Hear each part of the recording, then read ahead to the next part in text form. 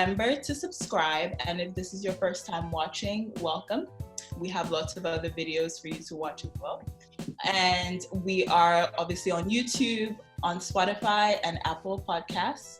And you can also follow us on Instagram at unboxedshow. So this next topic is actually taken from by Tony Tone. So I'm gonna read out the tweet, and then you guys are just gonna let us know what you think about that. So here we go.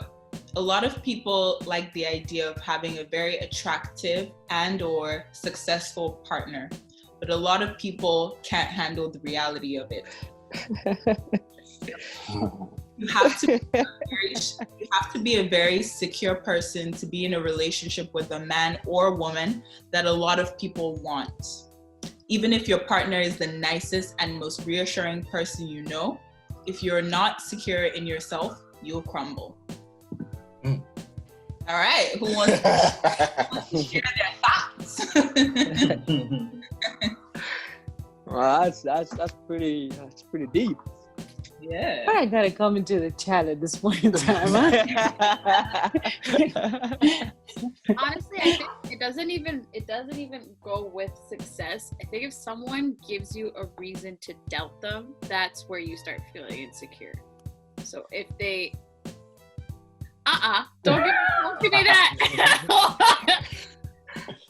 For example, if they are, let's say, hanging out with someone late at night of the opposite sex past a certain hour, it is going to come off a certain way. So if you are doing certain things like that, where then they start being skeptical, let's say your secretary, you're doing long hours with the secretary, and like they're on your phone and they're talking to you after hours from work, there's certain things that when it builds up, it creates this idea that maybe they're doing something, even if they aren't. And David, I know you're about to fight me on this. Well, my whole point is like, at what point do people have to take personal responsibility for the types of partners that they seek out, and also making sure that they do the work internally so that they don't end up falling into these situations where they're at the mercy of other people, you know? So for example, like, because the whole point I think she was making was about insecurity, and dealing with insecurity, I know is hard, but I feel like people don't go through that enough on their own. And so they end up being in situations where they are paranoid about their partner, Right. you know, smiling a little bit too hard at someone of the opposite sex, or laughing a little bit too much at someone's joke, or being a little bit too friendly, or, you know, and I'm not saying, of course, cheating happens, it's bad, it's wrong, but I think that there's so much hurt you can prevent from happening to yourself by making sure that you've actually done the work of building your own self-image and self-esteem. Right. So that you don't have to worry about, you know, because if you're confident in yourself and you know who you are and everything, when you enter into a relationship, your partner is going to know that. Right, You know? right. They can tell if you're not secure, and if you're unlucky, unfortunately, people will take advantage of that. They will use it as a weapon against you to keep you kind of under control because they know you're afraid of losing them. You know what I mean? So my whole point, and why I slightly disagree with you, is that, like, at the end of the day, like, we have to take accountability for ourselves above what we expect. Of course, you can have expectations of your partner and all of this, but if you're not holding yourself to a certain level of, like, I know who I am, I know I'm a bad B, or I know I'm a G, like, I know I'm handling my business, you know, you don't have to worry about what other people are doing and anything like that. You know? So I don't know, that's just... Any person... Sorry, Delphine, I think the flip side of knowing who you are or whatever is, like, kind of what Tegus was trying to say, is that you're not concerned about the outside parties, you're concerned about your partner's response to it. So Tony was saying that, like, it takes a lot of courage to be with somebody who a lot of people want. I don't care how many people want you, it's how you respond to it. So like so what Tig is saying, that your partner has to show you that you can be secure.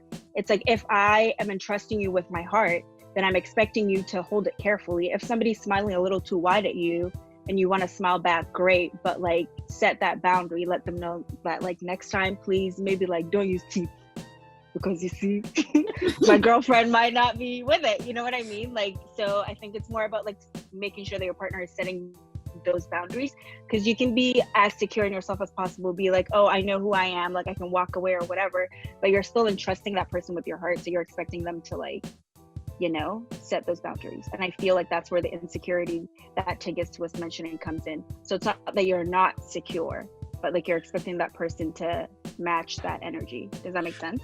Yes. A really important thing that I learned pretty early in our relationship was that, to your point, Abigail, like there's gonna be people like smiling at us, whatever, but like as women, there's gonna be things that you guys see that, honest to God, we're not going to be able to recognize at all. Yeah, that's like true. We've had a couple situations pretty early on in our relationship where a girl will, you know, be doing whatever she's doing. She's flirting with me, and I'm Mr. Naive over here, and I think that she's just cool, and I'm just hanging out. I'm like, oh, she's nice. I'm looking at her, isn't she nice? And then she's looking at me.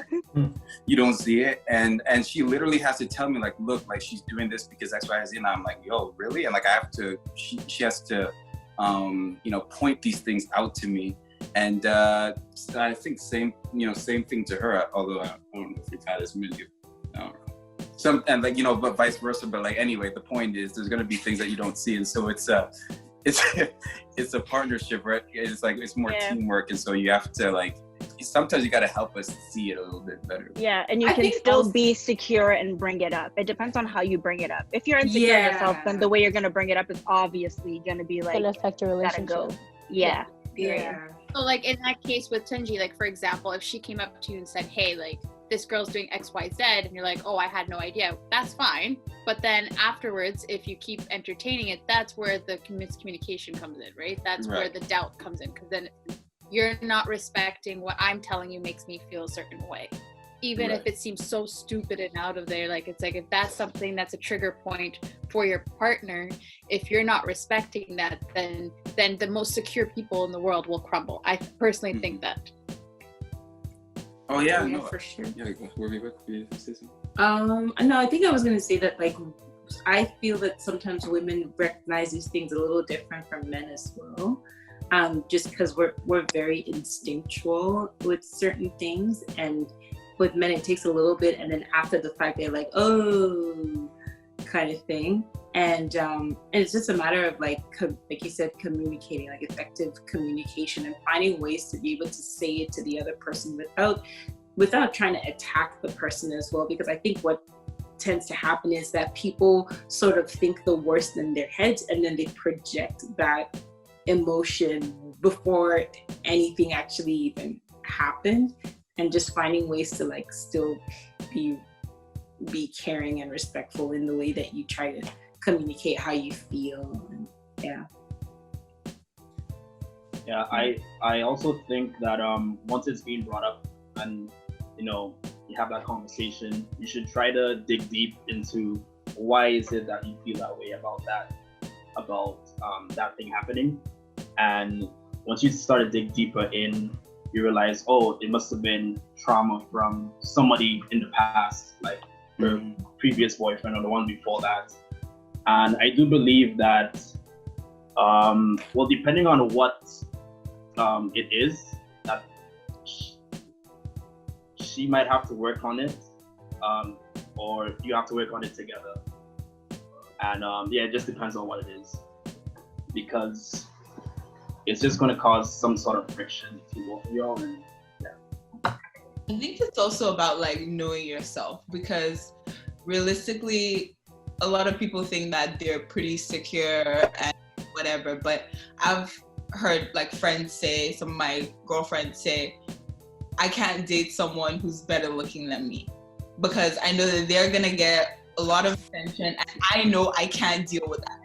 And so they know that about themselves, and they stay away. And then some guys too, I feel like they know, although now that things are progressing and women are, you know, taking more higher positions, things like that, sometimes earning more than men.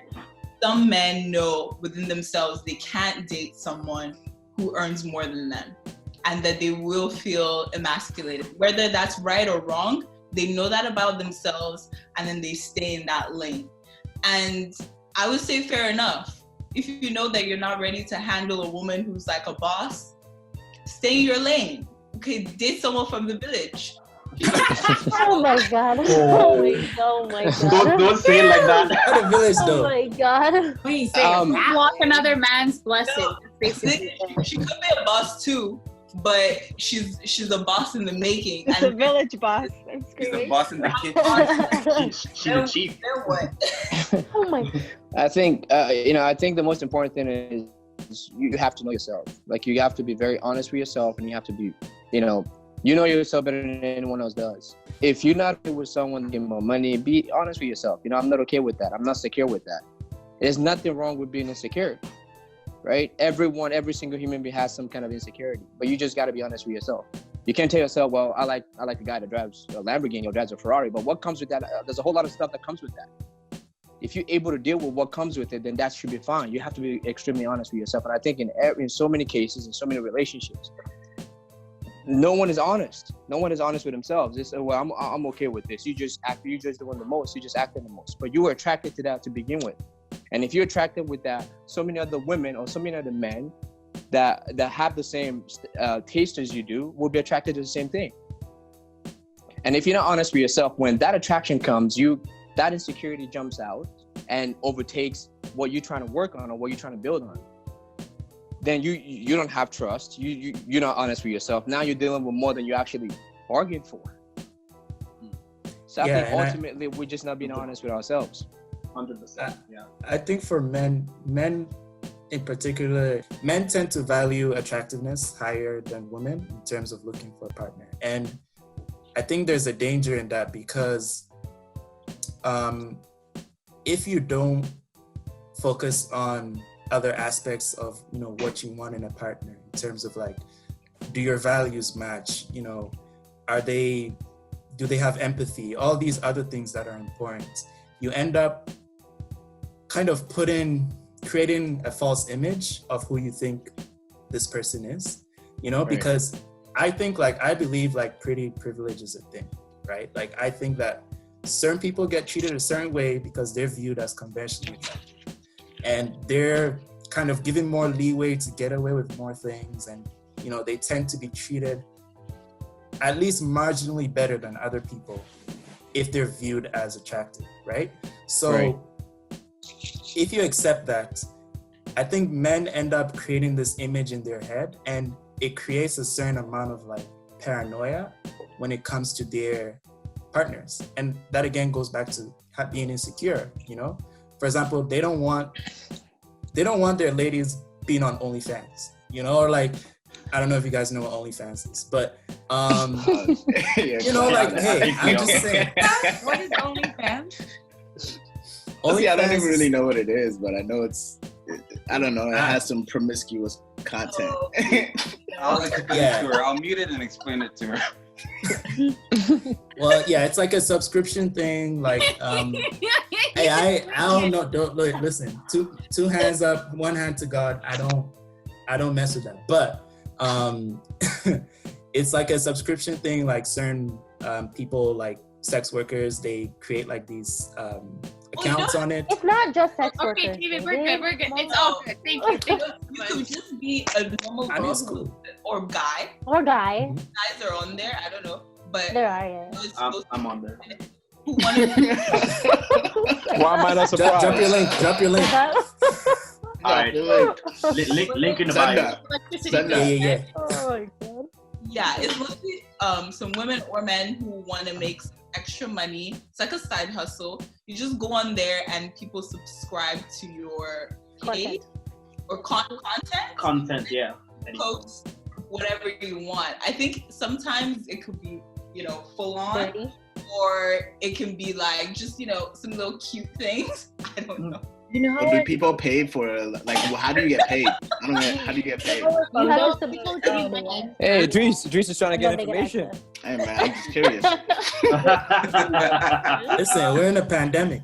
But one thing that I did want to ask you guys, so there's kind of a lot of talk about how more women these days kind of want a guy who's successful and has himself made, sort of thing. And but then I've also seen on social media that a lot of guys especially retort back and say, well, if he's like, you know, has a wandering eye or is cheating, well, not cheating in their eyes, but it's just kind of like talking to different people, then that's okay because you're getting money and you're getting the lavish lifestyle that you probably couldn't provide for yourself. So then Wow.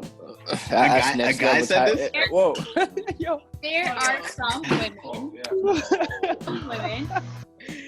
that would love that lifestyle. You know what?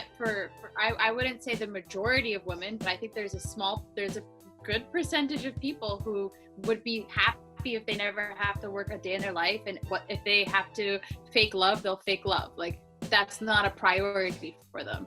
However, for others, that is not the priority. Like, I could be happy living in a shoebox, but be like happy in the relationship that I'm in. Right. So I think it really depends on the person that you are. Yeah, and you need to have that conversation between each other, and as long as she allows it, then yeah, go ahead, do whatever you want, but don't just go behind her and do what you want. Yeah, that's whack shit. I don't know. I mean, to each their own, but like, yeah, pretty much, yeah.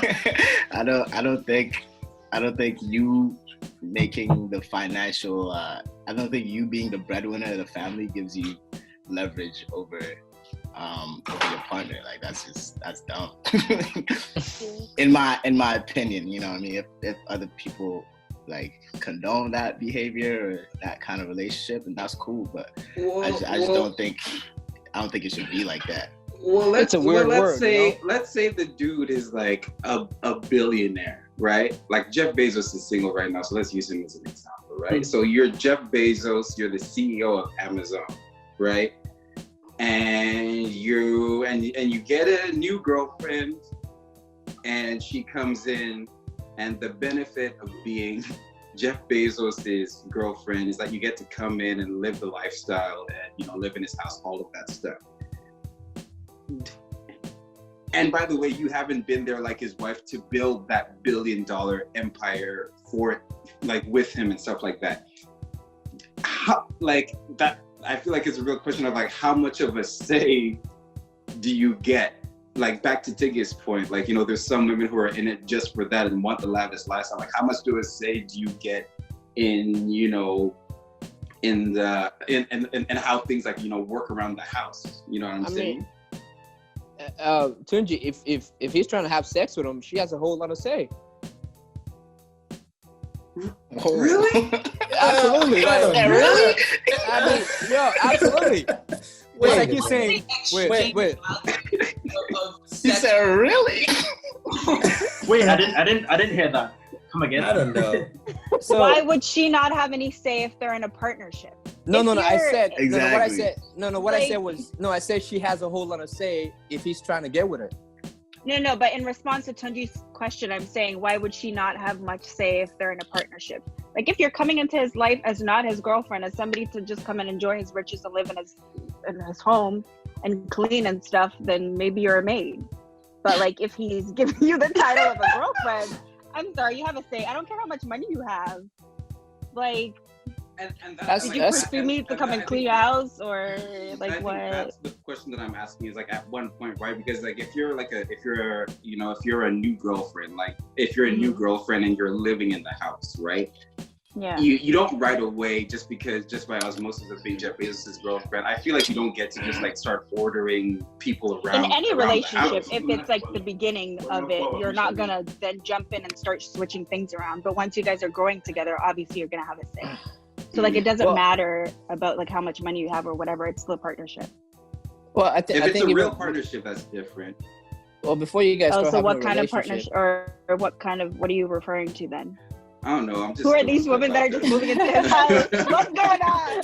But maybe You trying to be one of them? help Tunji in this case, because, for example, for people who have a lot of money, I think it's really hard for them to trust others to come into their life if they actually care about them or if they just care about what their title comes with.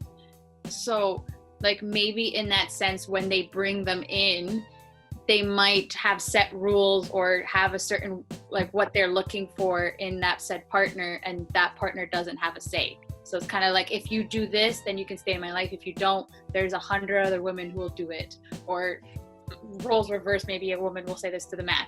But yeah, I think that's where it's like, okay, but at the same time, when that person presents these rules, there are people who are okay with that. They're okay with just having zero say, and others who are not about that life, and then they'll go find somebody else.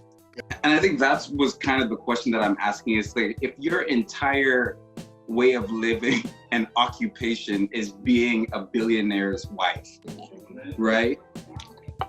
Like, how much say do you really have? Well, in that case, you don't really have a choice. This isn't just your husband. This is low-key your employer. Yeah. But I think you don't really have a say. I'm just offering that you don't have as much of a say. Jeff Bezos' wife, who helped him build the empire, she has they got a all the divorce. say. Yeah, they got a divorce. Yeah. But if you're a newcomer coming in, you don't have nothing else going for you. New job. Well, but at the end of the day, you have your own agency. Like, you can still say no. I don't want to be in this type of situation. Because if you're going to go into a relationship or marriage with Jeff Bezos, someone on his level, he's probably going to present you with a prenup and rules, non-disclosures, and all sorts of things, which will be very restrictive, because at the end of the day, he's trying to protect his fortune and his privacy, and make sure that you don't compromise that. So, and there's no way you're not attracted to his money. There's no way you're not attracted to his money. Well, I just love Jeff, even if he didn't have $100 billion. No, shut up. Lie. Ambition. She's a millionaire too, or something like that. Unless you at least a millionaire. Exactly. If you don't got no money of her own, there's no way she's not attracted to his money. I think people also forget that the concept of marrying for love or dating for love is pretty new. I mean, like, our parents' generation and far back before then, it was an exchange.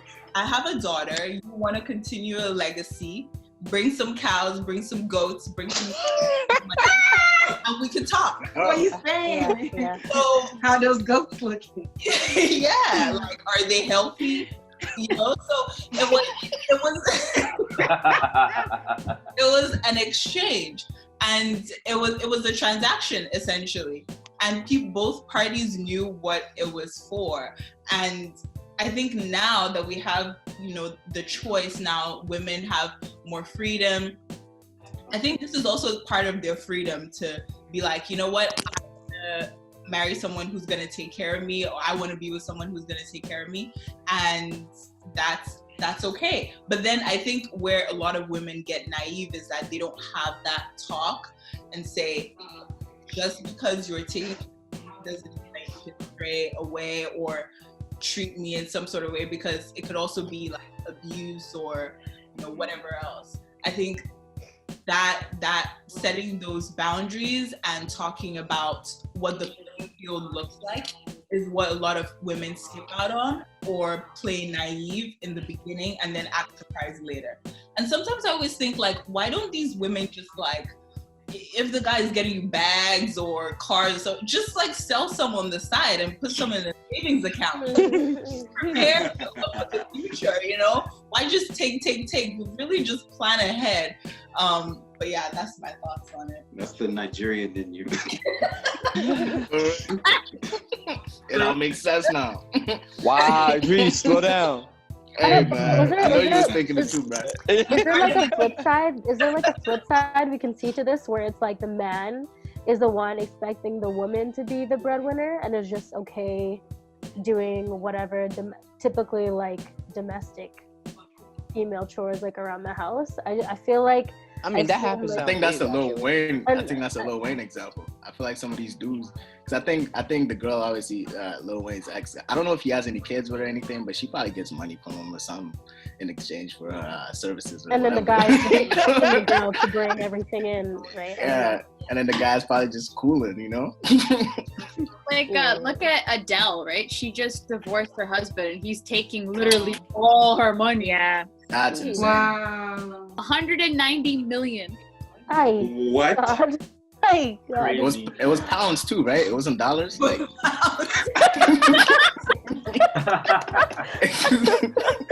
that's huge, bro. Apparently, Somebody said it. Somebody said her next album is gonna be fire, though. Probably.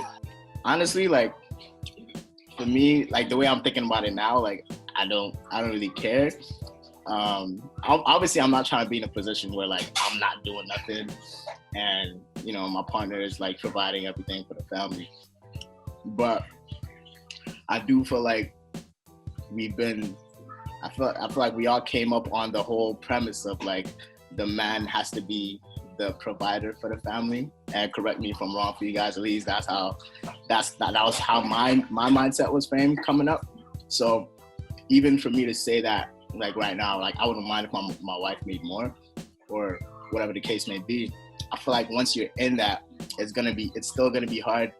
Like if you can still maintain that mindset, then cool. But I totally get it if it's like hard for a male in that position to see themselves as inferior.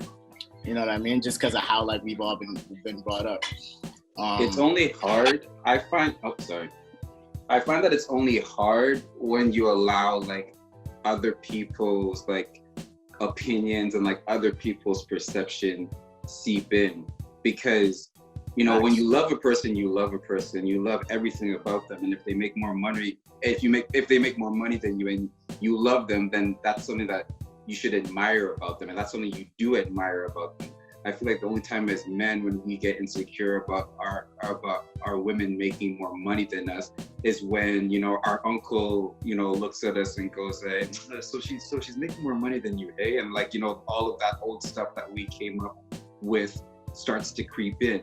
Or like, people from a different generation or people from a different sort of worldview sort of interrupt the way how you perceive this person, right? So, I mean, like, it's just going back to that whole question about insecurity and like taking that time to get to know yourself and doing the work within yourself. Like a big part of it for those of us men who want to date modern women is we have to make sure that we do the work to make sure that, you know, when our woman does something successful and it does, you know, and she's at the forefront, that, you know, we are okay with, you know, other people looking at us and seeing us as, you know, like as beta men or, you know, like, you know, not wearing the pants in the relationship and not even caring about what those people, you know, have to say about it. Because at the end of the day, like, you're happy, right? You're happy with who your woman, you're with who you love, right? So,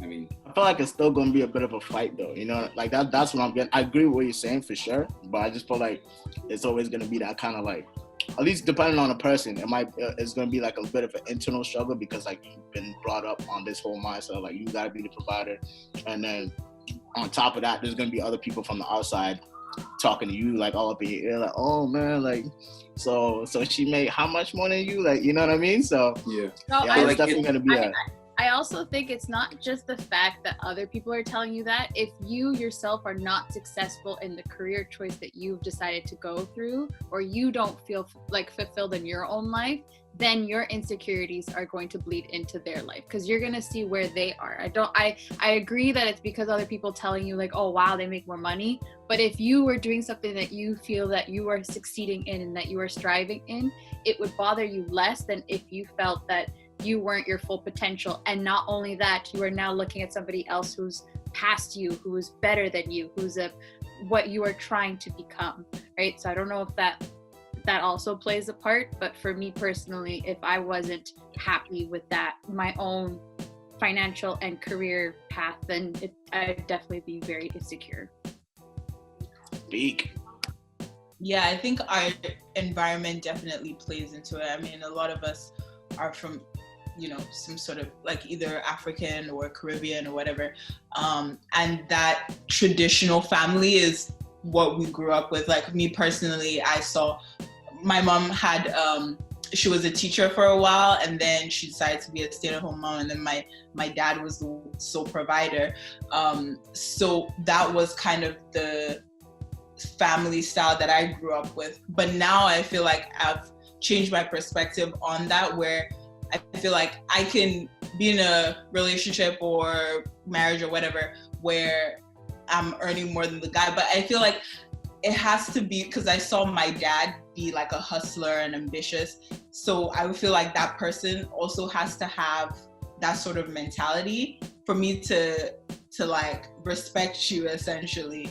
And it doesn't have to necessarily be that we're at the same economic level, but just that drive and that like that you're not just like a bum, So I think that's like really essential, and that's like what a lot of women these days are looking for, because now we have that opportunity to be in higher positions of power or at equal lengths in like the workforce with a lot of men. So yeah, I personally wouldn't want to be with someone who also thought it would be expected of me to be the more submissive one, or to even have that kind of like idea in mind where I'm making this much money, this is how much I'm going to do around the house, this is what you're going to do. Like, I don't want to fall into that kind of like gender roles. Like for me and my family, like I saw my mom like working her butt off,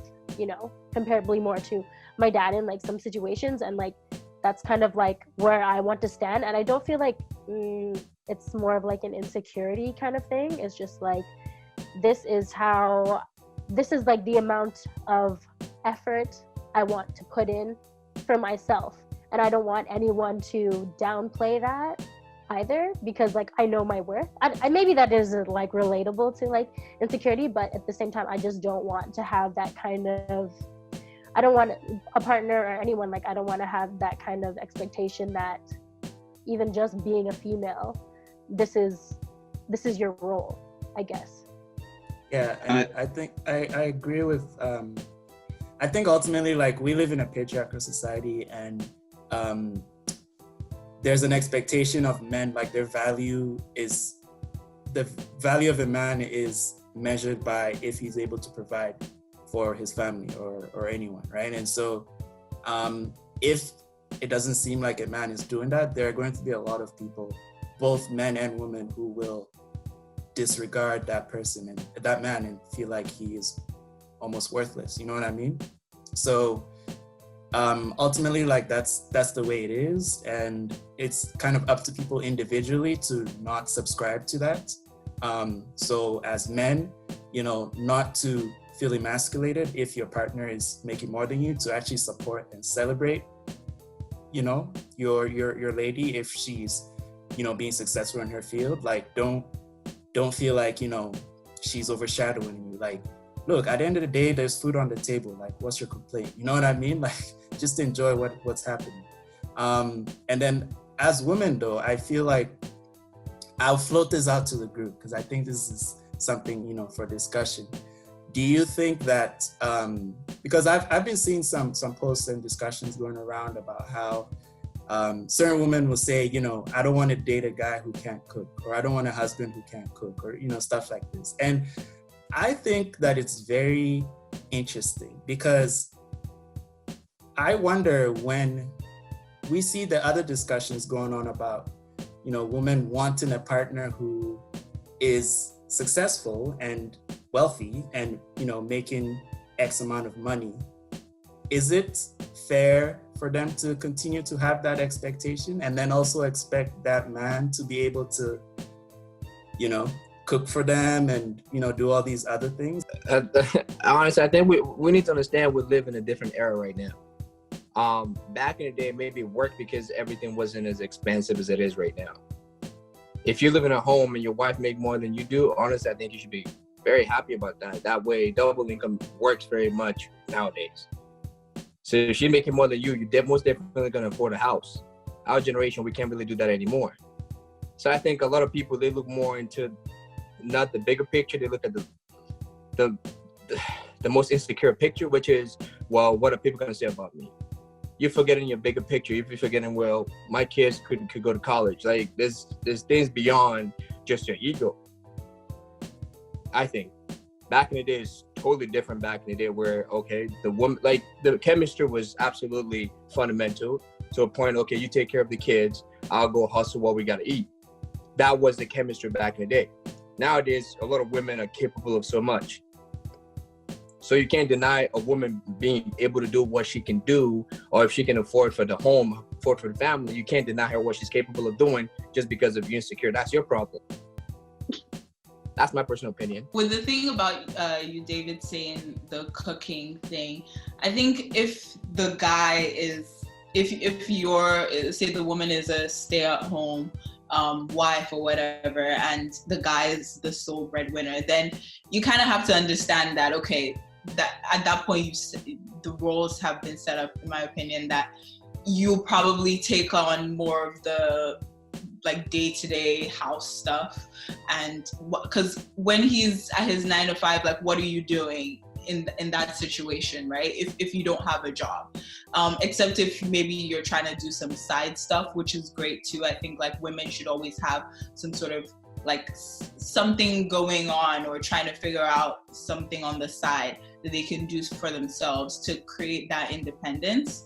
But I think for the most part, that's essentially your role. But then if it's like a situation where you're both working, I mean, everybody can cook. You have Google. If you have Google, you can Google a recipe. Everybody can cook. Like, I don't love cooking, but I'll find a recipe and I'll figure something out. I'll whip up something, you know. So if I don't like it and you don't like it, then we're both at, you know, a crossroads, and we both got to figure it out. And so in that situation, I have a 9 to 5, you have a 9 to 5, then it has to be equal, and there has to be a balance there. Maybe if you don't like cooking and I don't mind cooking, then I can do that, and then you do like the washing up, or you clean, or, you know, something has to give, and there has to be that equality in the roles. So that's what I think.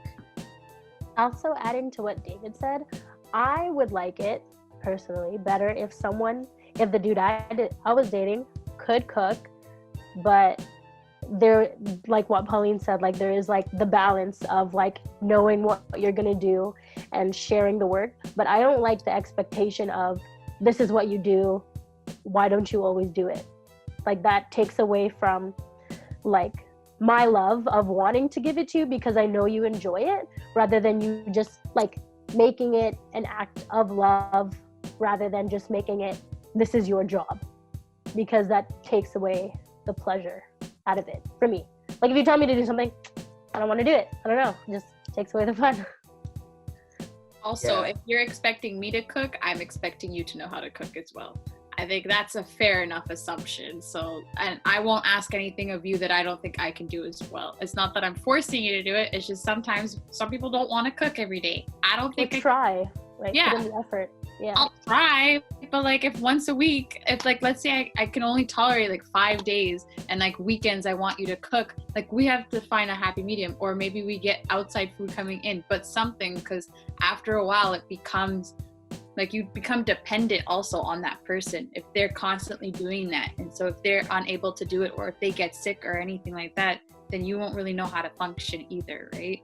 And I feel like acts of love, like you take away the novelty of it when you just say, this is your duty, and there's no like spontaneity involved. And like how do you maintain that kind of like relationship spark if you're always like just expecting this is what it's gonna be. You know, I feel like it kind of does take away like from, I remind myself that I do these things for this person because I love them and they really appreciate it.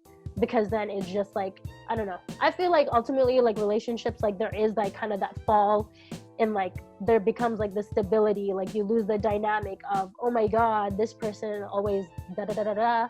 Now it's just like same thing every time. Like they do that anyways, like, oh honey, I made you this, like, oh yeah, I know you always do this, yeah, I always tell you I love this. It's like, okay, well, I tried extra hard this time, but whatever. I don't know. It's different. I feel like expectations in general when it comes to relationships is just not a good thing. Like, I feel like somebody said it beforehand, you should have like your list of requirements, things that you need in a relationship or things that you want in a relationship. If you're a man or a woman who wants your partner to know how to cook, ask that like within the first date. Like, make sure that all your requirements and the things that you want in a relationship are met so that you can have a happy relationship. But anytime you expect somebody to do something, that's not a good thing, because what you're doing is like you come up with the story inside your own head of like how you want this to go, and you're getting mad at a person for not knowing how you think and not being how you want them to be, because they're their own person. Right? Like I feel like expectations, like, you know, oh, when I did this, I expected you, or like, you know, not cooking when we were dating was cool, but like when we were married, I expect you to know how to cook. Like that's like really, really like harmful and like not good stuff. I don't know if like expectations all the time is bad, but like just in listening to this conversation, I'm just kind of realizing my instinct of the things like expectations in general in a romantic relationship is just not. I mean, like in church, there's this phrase, pray with expectations, but that's God. You know what I'm saying? Like, I don't think you can like expect things from like other humans, because like they're their own people, right? So, yeah. Also, something to be careful of is like, I know like in the honeymoon phase, everybody's trying to like be like this better version of what they expect, like what they're expected to be. So then let's say you're someone who doesn't normally cook, and in that beginning of that relationship, you're cooking every single day, and then fast forward 6 months and you're like, I'm good. You don't want to do it anymore. They've set a certain expectation. So like basically it also goes back to communication. So like Tigis's dad was like putting his best foot forward, being like, oh yeah, we in this, I'm all in. But like he could have been like, listen, I'm gonna cook for you, but once we're married, you know, you gonna do the cooking. So the mom would have known. But like a lot of people just like put their best foot forward, and then once the relationship is like past the honeymoon phase and they're like complacent or whatever, then it's like, but you set this precedent and now it's not happening. And then there's a whole lot of like disappointment, and that's when like the things that you expected were going to continue to happen are not happening anymore, and then it's just like meh. So like expectations aren't bad, but just like communicate them. I do agree with that. Expectations are good. I don't think expectations are bad thing, depending on how you place it or how you use that expectation. And if you combine expectation with respect, I think you do have a good relationship.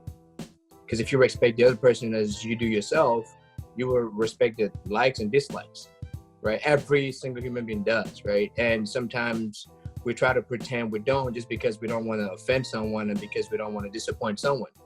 But I mean, if you're in a relationship and you want to have a long-term relationship, or you want to have a good relationship, I think it's very, very important that you exercise that expectation communication, right? You got to let them know what you're okay with and what you're not okay with, but in a very respectful way, that you don't sound like you're controlling them, or you're trying to, you know, belittle them or whatsoever, right? You have to communicate that in a way that they can understand and they can appreciate.